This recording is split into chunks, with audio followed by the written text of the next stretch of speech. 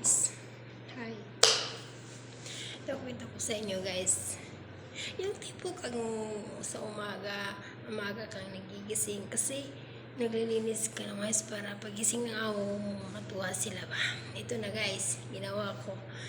Ito, maaga akong gumising tapos nilinis ko lahat nililinis ko.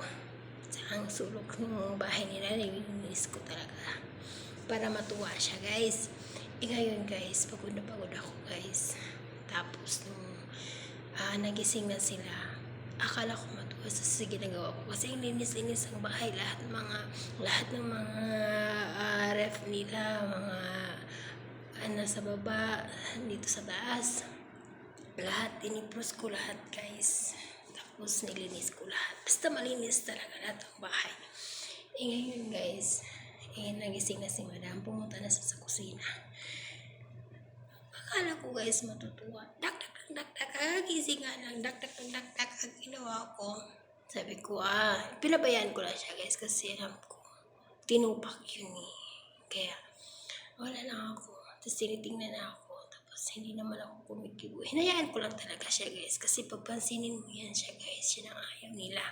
Kaya, yun ginawa ko. Pinabayaan ko lang siya hanggat matapos siya sa kadakda. Kung ano inutos niya, sinusunod ko kahit. Tapos na nilinis ko pa rin ulit. Ito na guys. Nung kinabukasan, sabi ko, nag-isip-isip ako. Sabi ko, malinis na yung bahay. Tapos gano'n si madam, like, nagdadagdag. Yun lang naman talaga siya na gano'n.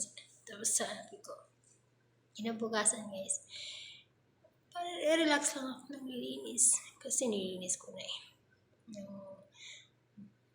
Tapos, hindi gano'n akong pagod guys. Tapos ito, bumaba na si madam, nagising na si madam. Pinakiramdaman ko lang talaga siya kung magdadagdag pa rin ba siya or ano ang reaction niya. Ngayon, parang nang pakiramdaman lang kami dalawa guys. Tapos natatawa talaga ako sa ginagawa ko guys. Tapos ngayon, dito nakaupo lang ako sa kusina. Hinantay ko lang talaga siya na umimik. Hindi na naman siya umimik. Tapos kumuha siya ng Quran nila, nagbabasa sa sala. Tapos doon na naman ako sa kusina. Tapos sabi niya, Lili, sabi niya, initin ko na yung pagkain niya. Tapos ininit ko yung pagkain niya. Tapos pagkatapos nun, dinala ko sa sala. Daday ko sa kanya. Tapos maya, nakaupo lang talaga ako sa kusina kasi pag wala na akong ginagawa, doon ako sa kusina na ako. Kasi pag tinatawag ako, nandiyan agad. Ngayon, sabi niya, Lili, Tali, sabi niya, halika dito. Magdala ka ng baso at saka yung pinggan mo. Sabi ko, nakakain itong madam na to. Bakit nila? Sabi niya, nilagyan niya ako ng laban nila. Laban kasi yung pangalan ng iniinom nila. Tapos, sabi niya, kuha daw ako ng pinggan ko. Pero hindi niya alam guys, na nagluluto na ako ng tinapay nung pagising ko kasi nagugutom ako eh. Kumain muna ako bago ako nagtrabaho. Sabi ko, Madam, bakit madam? Sabi niya, gusto mo ba to? Sabi ko, naisip-isip ko, dito pag si madam, sabi ko lang gano'n. Sabi ko, oo naman kasi pag ayawan mo yan sila, yan sila yung ma-open. Kaya kahit hindi mo gusto, oo ka na, oo, kain ka ng kain. Pagkita mo lang sa kanila. Pero busog ako nun ha.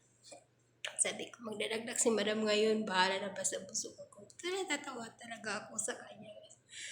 Sabi ko, si madam walang tupak. Kaya pinabayaan ko lang. Kaya sabi ko, ganito pala, pag tinatamad-tamad ka pala maglinis, no? Huwag mong pilitin yung sarili mo na malinis, pag-urin mo yung sarili mo. Sabi ko sa kanya, kahit malinis yan, pag may tupak yan, magdadagdag talaga yun. Sabi ko sa sarili ko ng ganon. Ngayon, ito na, tapos na. Nagluluto ko sa kusina kasi pagkain ni Papa. Pagkatapos, nakailip pa nga ako sa kusina kasi pagkatapos kong magluluto, nandiyan ako sa lamesa, nakaidip talaga ako. Tapos sabi niya, sige na Lili, mag-ano ka na, mag-sandok mo daw ako para kay Baba. Yun, sandok mo naman ako. Pagkatapos nun, bakit ako sa taas, nakaidip ako. Tapos sabi ko, si madam walang tupak. Ayun, doon, umalis na sila. Ngayon, nagsiselfo na naman ako. Antay na naman ako bumalik yun. Yan guys. Yun lang guys, share ko sa inyo. Thank you.